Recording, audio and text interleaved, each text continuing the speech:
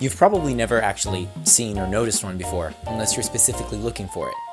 But regardless of whether or not you acknowledge them, they're there, and they're sitting there for most of their lives, except for a few very specific moments. Those moments could determine life or death for so many people. That's probably the reason why there's a whole community built after them. That and the fact that they're just really cool. What am I talking about? I'm talking about air raid sirens, or more accurately, civil defense sirens. Originally introduced during the World Wars, electromechanical air raid sirens are more commonly used today as weather warning sirens for things like tornadoes or tsunamis. Some models are 50 years old or older. I think any member of the air raid siren community would agree with me when I say that. But then again, they would know that there are a whole bunch of different types of air raid sirens out there, and each one with its own unique sound. The siren I started using as a reference first was the Federal Signal 3T22. Take a listen.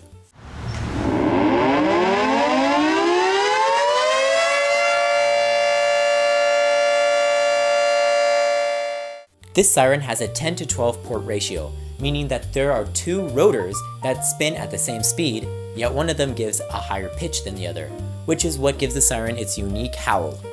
I wanted to use a 10 to 12 port ratio like this siren, but the only issue was each rotor was at a different side of the motor, and while I could spend money on a special dual-ended motor, I decided it would be easier to take the two rotors and stack them on top of each other, just like the Federal Signal Thunderbolts.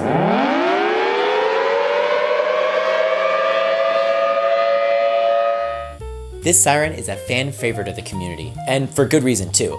It uses an air compressor to literally supercharge itself, making it much louder and much more aggressive. The good thing about the Thunderbolt was that the rotor was built pretty simply, so I could use that as a basic shape reference while keeping in mind the 10 to 12 port ratio for the 3T22. Technically, these sirens actually had the same pitch ratio. The Thunderbolt has a 5 to 6 port ratio, and of course the 3T22 has a 10 to 12 ratio. But because there's more holes in the 3T22's rotor, I'm going to use that one because it's a smaller siren and I want to put out as much sound as possible. So after the Fusion models was done, I loaded up the rotor, or the chopper, and put it into... Wow, that is quite a bit of time there. Anyways, I guess that means while it's printing, I get to tell you how an air raid siren actually works. If you're already a community member, you can just skip ahead. The siren has two vital components, the chopper and the stator, and when the chopper rotates, centripetal force and the vanes push the air inside out the holes in the chopper, sucking in more air as it does so. This is essentially like an impeller you would see with an inflatable bounce house or a turbocharger on a car. The only difference is that the holes on the stator are periodically blocked by the chopper, meaning that the air can only escape in short puffs. When puffs of air are released fast enough close together, you get sound. And a lot of it too, which is exactly why these sirens are used so often in many settings. Now that the chopper was done, I could simply take it off the build plate, is what I would say if I could take it off the build plate, because I ended up having to stick it in the freezer for it to come off. The base and the stator were both a little bit more cooperative, but they still struggled a little bit. Anyways, I mounted the chopper onto a motor I took from an old DIY RC plane. Poor plane. Connected it to the ESC, and then I harvested the transmitter from the Ephesus, the RC sailboat from a previous video. I attached the chopper onto the motor, and it spun pretty decently. I attached it to the base, and it still spun pretty decently. When I attached the stator on, however, it did not flow easily at all. It turns out that the metal part keeping the chopper attached to the motor was the part that was lopsided. So after tightening and adjusting some screws on the bottom, I was able to get it decently balanced. And at this point, I got kind of scared.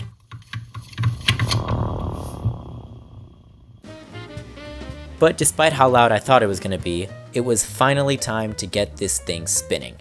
Okay, the siren is all set up. I'm connecting this to one of these RC plane ESCs. The receiver for, where is it? Right here. This remote here. This FlySky FSI6X, I believe is what it's called. And I'm running it off of this very, very over-beefed battery. Anyways, I am terrified of this thing, which is why currently I'm wearing goggles and earplugs, so.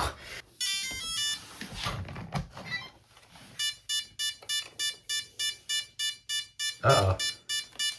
What's going on? Why is it making noise?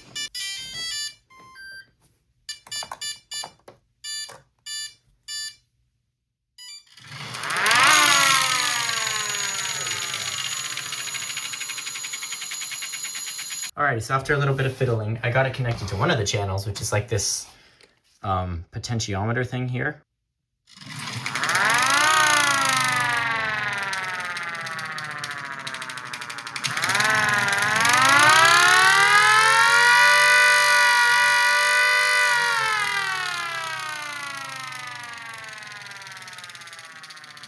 So as you can see, it's very loud and also very clinky. So I'm gonna get this thing balanced and taped to the ground. That way it works a little better. Okay, taped. Let's see if that did anything.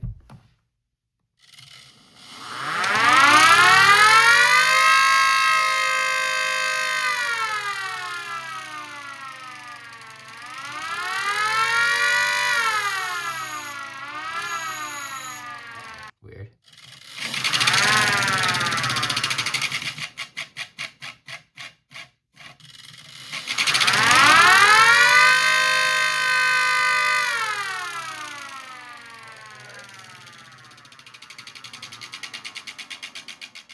The chopper was still sitting very lopsided in the stator. The friction got so bad that the motor eventually disconnected from the chopper, and I had to let it cool down for a while too.